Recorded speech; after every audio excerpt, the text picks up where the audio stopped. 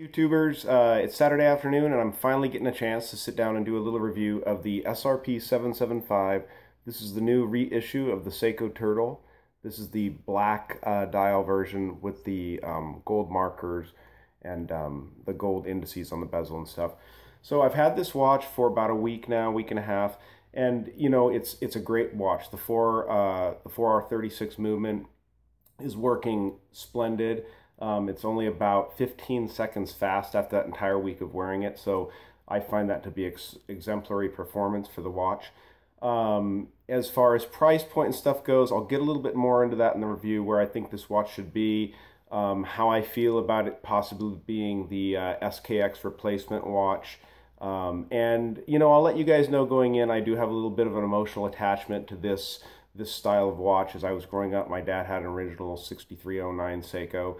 So as a kid, from probably the age of like 6 years old to, you know, 10 or 12 years old, probably I think 12 years old, I saw my dad wearing a watch very similar to this. So a little bit of emotional attachment for me just when I look at the watch, just when I look at the shape of the case, the dial, and everything like that. So anyways, let's do a real quick video introduction, and then we'll get into the review of the SRP 775 from Seiko. All right, guys.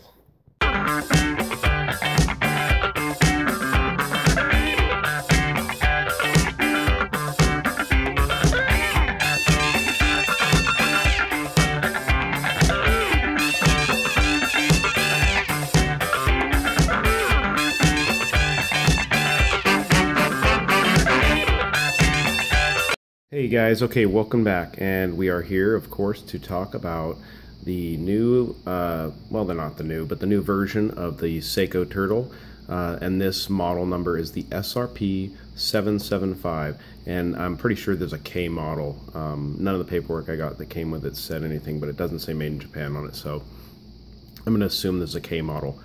So, you know, I think this watch for people is kind of a love it or hate it watch.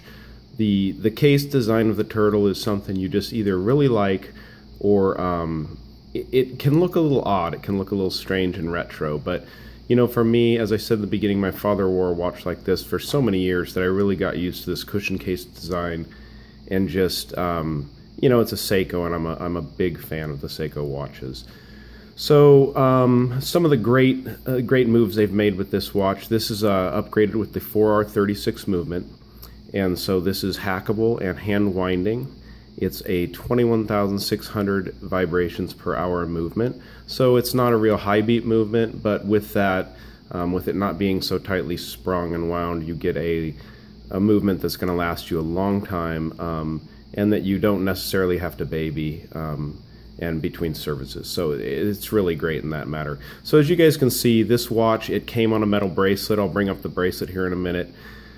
And when I was initially looking for this, I was actually looking for the rubber band version, but for the price that I wanted to pay, I got the bracelet version instead, and so it came off of there. I'm not really into the bracelets per se, and it's not a bad bracelet. I'm going to bring it up and show it to you guys, but you know, it's your typical Seiko diver bracelet. These do have solid end links, which is really nice.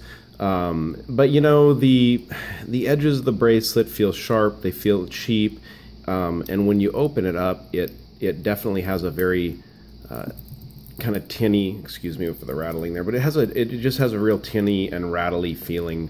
So, and also this uses the pins that also have the collars on them, so as you push the pins out, you want to make sure not to lose those collars. It can be really a pain if you have not worked on these bracelets before. I would actually suggest taking it to a jeweler and having them work on it, or it'll just kind of come apart on you and be a mess. And that's one of the other issues with these bands for me.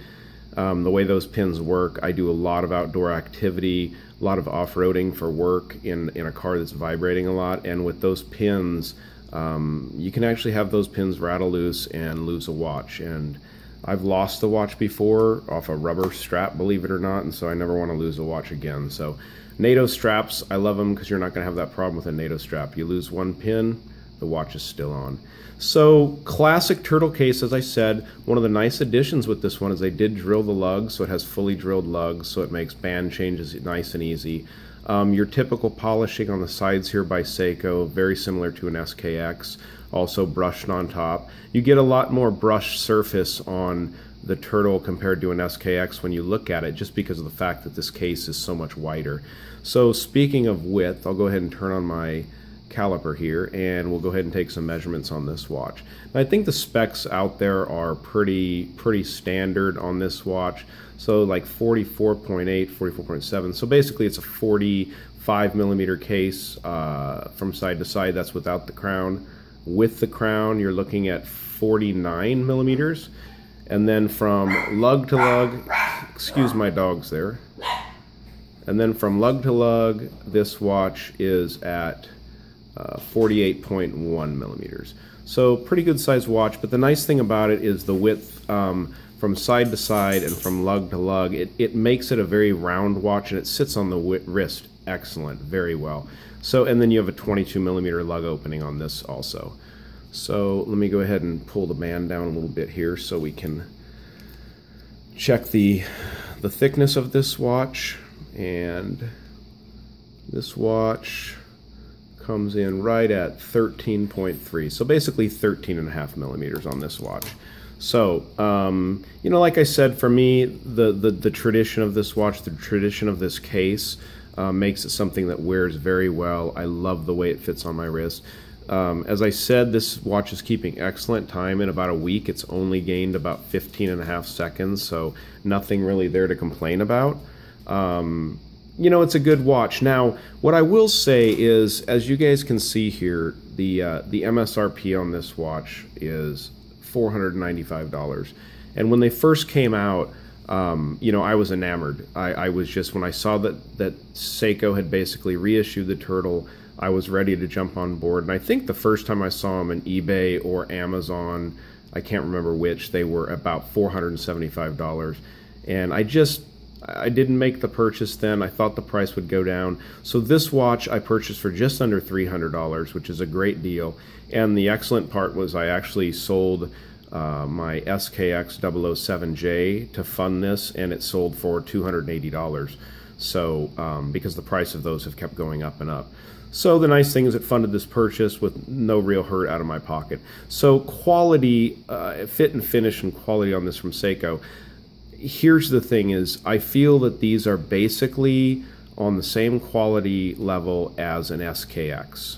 So if you're paying near that 400, you know, 450, the MSRP when it first came out, I think it's just, there's not as much there to look at. There's not as much beauty in the fit and finish. I'm going to take it off this strap here real quick, and I'll show you guys the case back. I mean, I think even my SKX, the case back finishing was nicer.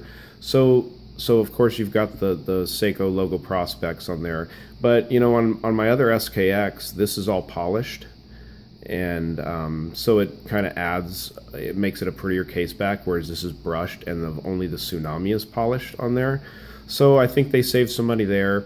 And you know, if I compare this to something like my my Yeti, the SUN043, you can just see how much more work in the fit and finish and in the quality went into that final product with something like the SUN series. You know, and those, but then the MSRP on those watches is, I think, near $700. So there, you should see a difference. You should definitely see a difference in the fit and finish. So, you know, I have worn this watch for a week, I think I said, week and a half. I've worn it for all kinds of stuff. In some of the pictures you'll see in the beginning, it went to the beach, it went all over the place. I wore it through some really rough hiking and brush cutting and thrashing through some stuff last week for work I had to get through. And it held up well, not a scratch on it. So what I love about it is, of course, you've got the sword in the hilt at the 12 o'clock position. Seiko's retained that. That's just a classic design. This does have more basically applied indices compared to the SKX, which has just the paint-on indices. So that's very nice. I did include a little bit of I'm going to include a little bit of a lume video here at the end, so you guys can check out the lume on this watch. It's absolutely spectacular, like most Seikos are. So yeah, you know, I'm really enjoying the watch. I think if you can find these watches for under $300, you're doing good. You're getting your money's worth. You know, I think, you know, and if you paid full price, if you paid well over that when the price was higher, you can't go wrong. This is a classic watch. It's going to be around for a long time, and I think it's going to make, if not already, a wonderful replacement in Seiko's line for the SKX. The 4R36 movement is a great upgrade over the 7S26. So, and so far this has been running much more accurate than the 7S26 in my 007 that I just sold. So that's great. 120 click bezel, and honestly it feels pretty much similar, pretty much on par with my both you know, my SKX 011J that I currently have and the 007 that I sold. So excellent watch. I think if you're into these Seiko dive watches, if you like the turtles, it's definitely something you should look at. So real quick, I want to tell you guys about this band. As you guys know, I've dealt with a company called Shark Straps just about a month and a half ago. I think they changed the name to BluShark. And so still putting out some great products, still the same owner, just some trademark issues with the name, unfortunately. So it's now called BluShark. I have included a link in the About section for my videos, but this is their new Alpha Strap. And this is like, I have this on my Seiko, but this is worthy of your Rolexes, your Omegas, if you're going to put them on a NATO strap. It's not your standard nylon material. The best way to describe it, Joe, the owner of the company, said it's like a seatbelt material. So it has these wonderful square cut holes in it. It has the really thick, heavy-duty keepers for the band here, and they've also upgraded their strap. I mean their buckle. It's just an excellent buckle design. Fits in the band very well. Easy to clean. I've gotten this pretty dirty actually, and man, you take it off there, scrub it with some soap and water, lay it out to dry, and it comes out beautiful. So, and these retail for, I think, right around $28 on their website, which sounds like a lot of money for a NATO strap, guys, but honestly, I've paid more than that for a one-piece heavy-duty strap. I paid $30, and I didn't bat an eye at it because I liked what I was getting at the time. But this is far and above as far as quality goes. This is something you could put on your new Omega Seamaster, you know, your new Bond Seamaster or anything like that, and it's gonna feel like a $300 Omega band. It's gonna be up there with the you know, the one they issue with that watch. So anyways, guys, if you're looking for a Seiko Turtle, the SRP 775 is a great watch to look at. They're also making a Pepsi model. They make a blue dial model with a blue bezel. They make the black on black. I know that just within the last month or so, I think they are releasing a Batman model. So it's got the blue and black bezel. So a lot coming out and a lot of excitement around the new Turtle, and definitely something I think you guys should check out. So thank you very much for watching, and please subscribe and like this video. So we'll do the sunshine charge test for the Turtle here. I like doing this one best. Natural light tends to work really good. So, alright, here we go. Into the darkness. So there you go. As usual, Seiko loom, and very impressive. And the Turtle is no exception.